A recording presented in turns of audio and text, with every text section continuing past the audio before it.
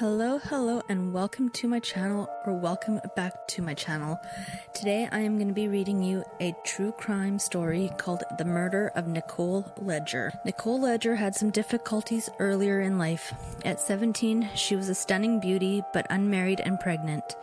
After her son was born, she danced at a few strip clubs around the Dallas area to make ends meet. By the time she was in her 30s, things were looking up. Her son was in high school, she was working as an assistant for a stockbroker, enrolled in nursing school, and she had just met a wonderful man who treated her like an angel. That man was Mike Adams. Mike was 16 years older than Nicole and made his living as a repo man, repossessing cars when people didn't make their payments. He did quite well with his work and owned a nice new home in the affluent Dallas suburb of Frisco, Texas. When Mike and Nicole first started dating, he was a perfect gentleman, buying her flowers and writing her love note. It wasn't long before Mike asked Nicole and her son, Trey, to move in with him. The bliss didn't last long, though. Things fell apart quickly. Mike was obsessive with his personal belongings and his home. He took pride in meticulously maintaining his luxurious house. Items in the closets, cupboards, and refrigerator were all perfectly organized, to the point that labels on cans had to be facing the same directions, as if they were on a supermarket display. Even a pool table was strictly showpiece, never to be used. Same with the fancy circular white couch. Mike allowed no one to sit on it. He worried that using it might get the couch dirty. Order was important to Mike. Even his extensive handgun collection was sorted by caliber size. One evening, Mike made spaghetti for Nicole, knowing it was her favorite dish. But when Trey spilled a bit of sauce on the tile floor, Mike blew a gasket. A simple spill that was easily cleaned up created a yelling spree that lasted over a week. Less than 2 months after Nicole and her son moved in, they moved out. The yelling was just more than Nicole could handle. Mike wasn't used to being left by a woman, so he turned the charm back on and asked Nicole if he could treat her to dinner at a nice restaurant. During their meal, he apologized all over himself and swore he wouldn't yell at her ever again. Mike was a perfect gentleman again. After dinner and a perfect evening, he took Nicole back to his house and asked her to marry him. Nicole couldn't resist a big diamond ring and couldn't see through his fake charms. She accepted his proposal and they decided that she would move back in. Of course, almost immediately after moving in, the argument started again and they escalated. The yelling got so heated that during an argument, Mike forcefully ripped the ring from Nicole's finger, requiring a trip to the hospital for a fractured finger. Nicole and her son got a new apartment across town and tried to put the past behind them, but life would not return to normal for Nicole. She came home from work one evening to find the front door wide open and their dog missing. A few days later, they learned a car had hit the dog and it had died. Another day, Nicole came home to find someone had broken into their home and poured bleach all over her clothes. Finally, her car mysteriously caught on fire while parked outside their apartment. Nicole suspected Mike was behind all of these anomalies, but she had no way to prove it. She wasn't able to afford a new car on her own, so Mike used the opportunity to come to her rescue and offered to co-sign on a loan for a new car. She believed she had no choice and accepted his offer. In March 2013, Nicole took the car title to Mike's house. She wanted him to sign off on the title so the car would be all hers and she would be done with him. She wanted Mike out of her life and also needed to pick up some of her belongings she had left there. Mike again turned on the charm and offered to make spaghetti for her. Knowing she couldn't resist a nice plate of pasta, he claimed he was trying to make peace, but peace was the last thing on his mind. It didn't take long for the knockout drug to take effect.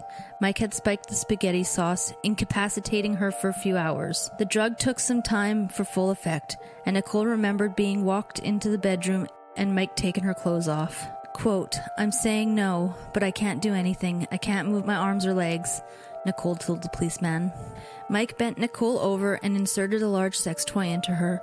They had never used sex toys when they were a couple. Mike then started taking pictures of her with a dildo inside her. Then she passed out completely. When Nicole woke up, she was in the bedroom and hogtied with rope, still naked. Her hands were tied behind her back and her ankles were tied together. She was unable to scream because her mouth was gagged with duct tape. She managed to get herself untied and ran naked from the house to the nearest neighbor's house, screaming and banging on the door. But Mike heard her scream before the neighbors did and grabbed her and dragged her back into the garage. In the garage, Mike put down a large plastic tarp on the floor, handcuffed her, and bound her ankles with zip ties. His anger consumed him, and he tried ripping her hair out but couldn't get it to come out, so he cut her using a knife. After being held captive for a full 24 hours, Nicole realized the only way she would get out of this alive was to reason with him. She promised that she wouldn't press charges if he let her go, and vowed they would stay together and go to couples counseling. It took time, but Mike finally agreed and released her. Nicole immediately went to the hospital and reported the assault to the police. She pleaded with them to lock him up. They let her know that she would have to testify against him. Quote, "He's going to end up killing me," unquote, she told the investigators. Police searched Mike's house and car. Mike had planned on getting rid of the evidence, and in the trunk of the car they found what they were looking for: a sex toy, zip ties, and duct tape with her hair still attached. They even found the near-empty jar of spiked spaghetti sauce. Detective Scott Greer was in charge of her case. Police arrested Mike on charges of aggravated sexual assault and unlawful restraint, but he easily made bail and was now a free man, awaiting trial. Because of his release, Nicole was granted an emergency protective order against him. Mike was to have no contact with her at all. Nicole and her son moved 20 miles away to Melissa, Texas, in another country. She used a friend's name to rent a home and set up her utilities, in hopes it would keep Mike from finding her. Her hopes vanished when Mike sent flowers to her home. She did not understand how, but he had found her. Nicole filed another police complaint, as this clearly violated her protective order.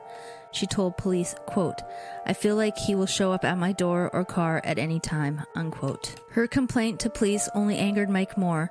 She came home from work one day to find a plastic tarp and handcuffs on her front porch. Obviously, a not-so-subtle threat from Mike. He didn't want her to testify against him. Nicole and her son were terrified. In August 2013, they visited her father in Florida to get away for a while. He pleaded with her to stay with him there and told her that there was nothing worth going back to Texas for. But Nicole didn't listen. That was the last time her father saw her. On September 9th, 2013, Nicole's 17-year-old son returned home from school to find his mother dead. Nicole's body lay face down and naked on her bed with 2 gunshot wounds to her face. Working for an auto repossession company, Mike had used a GPS tracking device that he attached to her car to track her every move. Police promptly arrested Mike Adams and charged him with capital murder, a term used only in 7 states that meant the crime is eligible for a penalty of execution. Crime scene investigators recovered 2 used condoms at the scene. Both had DNA that didn't match Mike or anyone in police databases.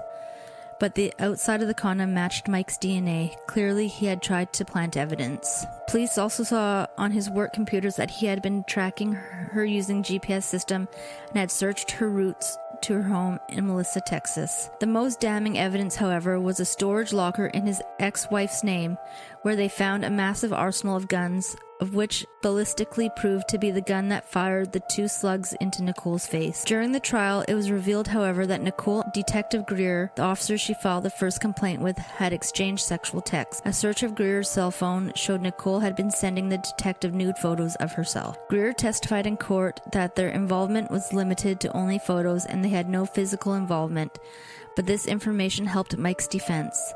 His attorney claimed that the case against Mike was compromised by Greer's involvement with Nicole. None of that affected the outcome of the trial, though, and the jury returned a guilty verdict.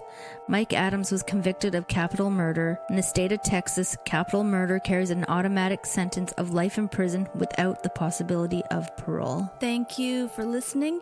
If you like this type of content, please consider subscribing and liking my channel, and I will see you on the next one.